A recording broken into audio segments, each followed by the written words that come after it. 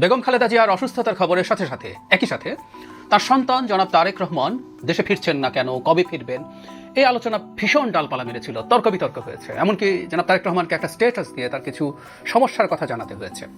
গতকাল সর্বশেষ অবস্থা দেখে মনে হচ্ছে তিনি অচিরেই দেশে ফিরছেন। সেটা মনে করার যথেষ্ট কারণ আছে, সেটা নিয়ে কথা বলতে চাই। তার আগে বেগম খালেদা জিয়ার আসলে শরীরের অবস্থা কেমন সেটা নিয়ে একটু কথা বলা দরকার। তিনি ভেন্টিলেশনে আছেন কিনা এটা নিয়ে গতকাল সারাদিন ডিবেট হয়েছে। কেউ কেউ বলছেন ভেন্টিলেশনে, কেউ কেউ বলেছেন লাইফ সাপোর্ট, ফুল লাইফ সাপোর্টে আছেন, নানা রকম কথাবার্তা। আমি সর্বশেষ প্রথম আলোর একটা রিপোর্টে দেখলাম যে তারা খোঁজখবর করে এটা জানাচ্ছেন তিনি ভেন্টিলেশনে আছেন। যদিও তার আগে বিএনপির একজন গুরুত্বপূর্ণ নেতা আহমেদ আজম খান এটা আমাদেরকে জানিয়েছিলেন। অফিসিয়ালি আসলে আমরা বিএনপির পক্ষ থেকে তেমন কোনো স্টেটমেন্ট এখনো পাইনি, কিন্তু আমরা এর পরবর্তীতে দেখলাম বিএনপির স্থায়ী কমিটির একটা বৈঠক হয়েছে, জরুরি বৈঠক। সেই বৈঠক শেষে জনাব সালাউদ্দিন আহমেদ, খুবই সিগনিফিক্যান্ট নেতা বিএনপির, তিনি জানিয়েছেন তারেক রহমান আর খুব বেশি দেরি করছেন না, তিনি খুব দ্রুতই দেশে ফিরছেন। তাতে আমরা বুঝতে পারি বেগম খালেদা জিয়ার আসলে অবস্থার অবনতি হয়েছে। আমি গতকাল একটা ছোট ভিডিওতে বলেছিলাম আমরা চাই, আমরা দোয়া করি তিনি আমাদের মাঝে ফিরে আসুন, তিনি আমাদের মাঝে আরো বেশ লম্বা সময় থাকুন। এখন যারা তারেক রহমান ফিরে আসা নিয়ে যে কতগুলো অঙ্ক মেলানোর চেষ্টা করছেন অনেকে, সেগুলো একটু বলে। একটা হচ্ছে আইন উপদেষ্টা গতকাল বলেছেন যে সরকারি দিক থেকে বাধা নেই, তারা জনাব তারেক রহমানের নিরাপত্তা জনিত যদি কোনো সমস্যা থাকে সেটাও তারা দেখার চেষ্টা করবেন। এটা একটা গুরুত্বপূর্ণ বিষয়। সরকার দফায় দফায় বলেছে তারা কোনো ব্যারিয়ার তৈরি করছেন না। প্রধান উপদেষ্টা প্রেস সচিব, তারপরে আমাদের পররাষ্ট্র উপদেষ্টা, তিনি ট্রাভেল ডকুমেন্ট 24 ঘন্টার মধ্যে দিতে চেয়েছেন, সব রকমভাবে সাহায্য করবে। এরপর সরকার বাধা দিল না, কিন্তু সরকারের আসলে সাহায্য লাগবে। সমস্যা যদি নিরাপত্তা জনিত হয়, আমরা এটাকেই প্রধান সমস্যা বলে মনে করি। দেশের অভ্যন্তরে এবং বৈদেশিক অনেক শক্তি যারা তারেক রহমানকে যদি হত্যা করতে পারেন, অনেক সুবিধা তাদের আছে। সেই কারণে তিনি যদি রাষ্ট্রীয় এক্সট্রা নিরাপত্তা পান, সেই সূত্রে জানা যায় যদি নির্বাচনের তফসিল ঘোষণা করা হয়ে যেত, তাহলে তিনি তার এই সিকিউরিটি থ্রেটের কথা জানালে এসএসএফ এর নিরাপত্তা তিনি পেতে পারতেন। মানে অন্যান্য যে বাহিনীগুলো আছে সেই তুলনায় স্পেশাল সিকিউরিটি ফোর্স বা এসএসএফ এর নিরাপত্তা নিশ্চিতভাবেই তার জন্য অনেক বেশি বেটার কাজ করতো, অনেক বেশি কাজ করতো। এসএসএফ আমরা সাধারণ অর্থে জানি, আমি এসএসএফ এর আইনটা দেখছিলাম, 21 সালে এটা নতুন করে হয়েছে, আবার আগে তো ছিলই। তো সেই আইনে রাষ্ট্রপতি এবং আমরা সোফার যেটা জানি আর কি, যে রাষ্ট্রপতি এবং প্রধানমন্ত্রী মূলত এই এসএসএফ এর নিরাপত্তা সুবিধা পাবেন বাই ডিফল্ট। এখন যেহেতু প্রধানমন্ত্রী জায়গায় প্রধান উপদেষ্টা আছে তিনি পাচ্ছেন। আর রাষ্ট্র বা সরকার চাইলে যে কোনো সময় যে কোনো ব্যক্তিকে, বিদেশি বা দেশি যে কোনো ব্যক্তিকে অতি গুরুত্বপূর্ণ ব্যক্তি হিসেবে ঘোষণা করে তাকে এসএসএফ নিরাপত্তা দিতে পারেন। আমাদের নিশ্চয়ই চোখে পড়েছে গতকালই সরকার একটা প্রজ্ঞাপন জারি করে বলেছে বেগম খালেদা জিয়া এখন থেকে অতি গুরুত্বপূর্ণ ব্যক্তি, তাকে সেটা ঘোষণা করা হয়েছে। সেই প্রজ্ঞাপনে তাকে এসএসএফ এর নিরাপত্তাও দেয়া হবে সেই ঘোষণার মাধ্যমে। কেউ কেউ বলার চেষ্টা করছেন এটার মাধ্যমে যেন তারেক রহমানকে এসএসএফ এর নিরাপত্তা দিয়ে দেওয়া যাবে তার সন্তান হিসেবে। আমার কাছে কথাটা সঠিক বলে মনে হয় না। আমরা এই যে আইনটা আমি পড়ছিলাম, যে বাহিনীর ক্ষমতা ও দায়িত্ব আর্টিকেল ধারা 8-এর 3-এ আছে একদম স্পষ্টভাবে বাহিনী রাষ্ট্রপতি, প্রধানমন্ত্রী বা ক্ষেত্রমতো অন্তর্বর্তী সরকারের প্রধান উপদেষ্টা এবং অতি গুরুত্বপূর্ণ ব্যক্তির নিরাপত্তার বিঘ্ন ঘটাইতে পারে এরকম।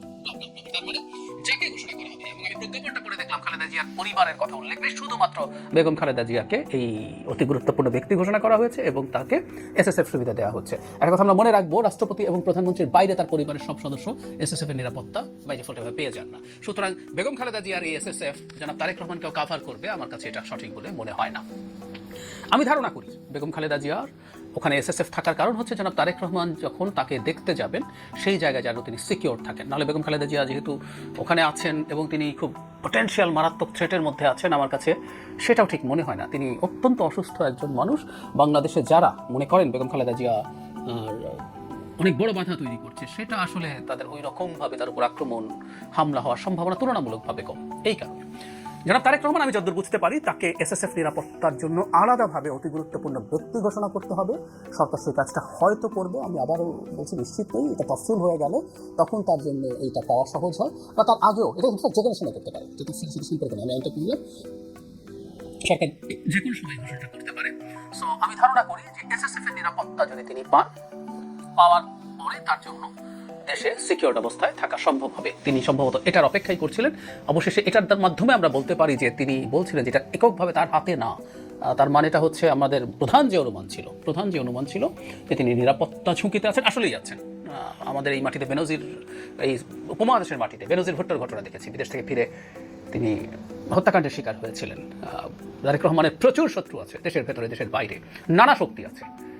বিএনপিকে ভেঙে দেওয়া, বিএনপিকে ধ্বংস করে দেওয়া দিলে বহুজনের, বহু রাজনৈতিক ব্যক্তির, অরাজনৈতিক ব্যক্তির, দেশের খেলোয়াড়, বিদেশের খেলোয়াড়, নানা জনের নানা বেনিফিট আছে।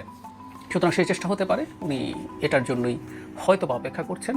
তবে এটুকু মোটামুটি নিশ্চিতভাবে বলা যায় শেষ পর্যন্ত তিনি খুব বেশি সময় নিয়ে আর আসছেন। কেউ কেউ বলতে পারেন যে দলের পক্ষ থেকে বহুবারই বলা হয়েছে তিনি অচিরেই আসছেন, এই মাসে আসছেন, ওই মাসে আসছেন।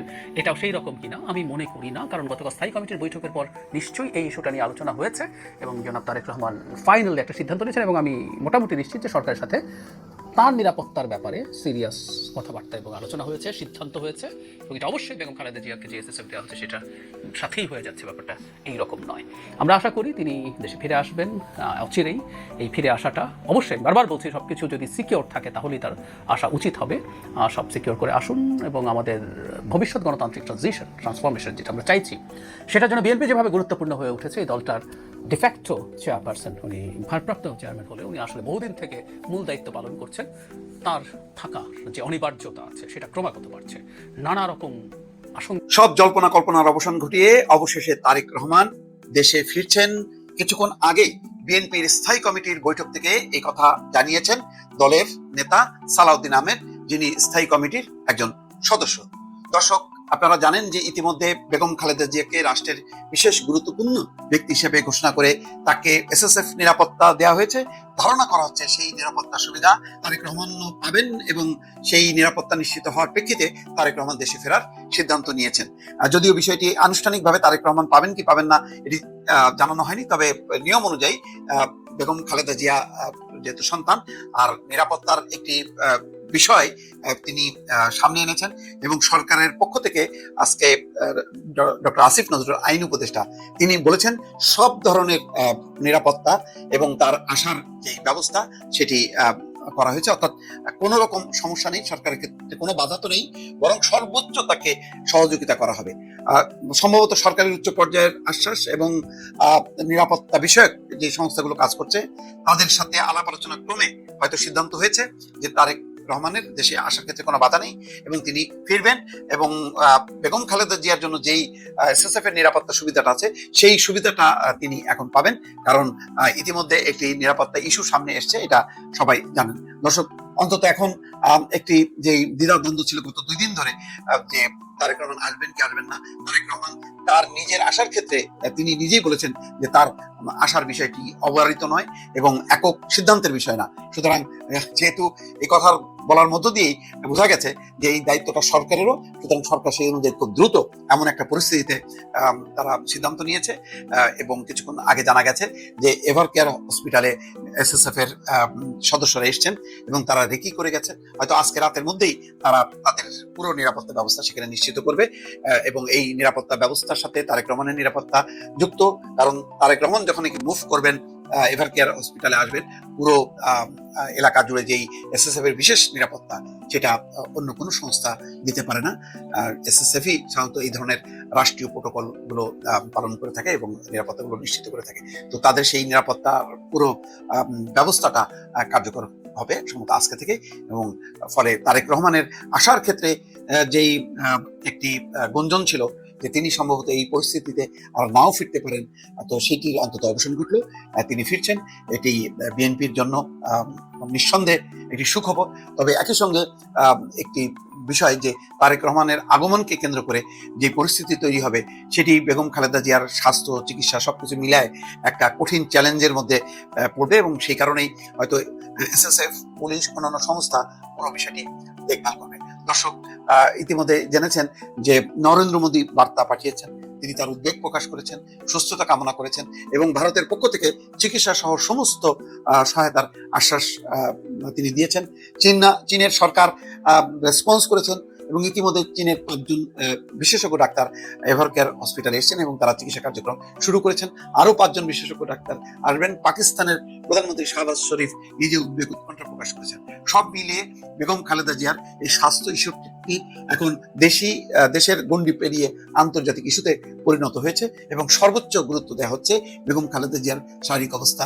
সর্বশেষ খবর হলো তার স্বাস্থ্যের অবনতি ঘটেছে, আইসিইউতে সম্ভবত আছেন অথবা ভেন্টিলেশনে তিনি ইতিমধ্যে চলে গেছেন।